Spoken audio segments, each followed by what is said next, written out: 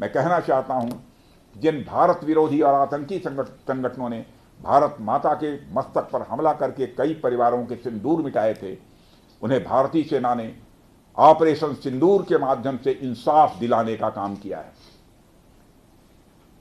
और इसके लिए आज सारा देश भारतीय सेनाओं का अभिनंदन कर रहा है।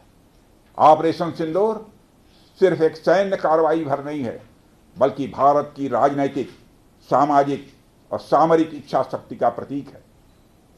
यह ऑपरेशन आतंकवाद के खिलाफ भारत की दृढ़ इच्छा शक्ति का और सैन्य शक्ति की क्षमता और संकल्प शक्ति का भी प्रदर्शन है। हमने दिखाया है, भारत आतंकवाद के खिलाफ जब भी कोई कार्रवाई करेगा तो आतंकवादियों और उनके आकाओं के लिए सरहद पार की जमीन भी सुरक्षित नहीं रहेगी। भारतीय सेनाओं ने ऑपरेशन सिंदूर को पाकिस्तान में मौजूद आतंकी ढांचा ढहाने के उद्देश्य से लॉन्च किया था। हमने उनके आम नागरिकों को कभी निशाना नहीं बनाया था, मगर पाकिस्तान ने न केवल भारत के नागरिक इलाकों को निशाना बनाया, बल्कि मंदिर, गुरुद्वारा, गिरजाघर पर भी हमले करने का प्रयास किया।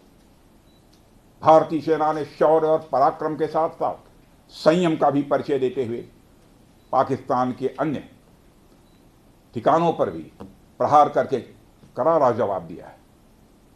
हमने केवल सीमा से सटे सैन्य ठिकानों पर ही नहीं कार्रवाई की, बल्कि भारत की सेनाओं की धमक उस रावलपिंडी तक सुनी गई जहां पाकिस्तानी फौज का हेडक्वार्टर मौजूद है।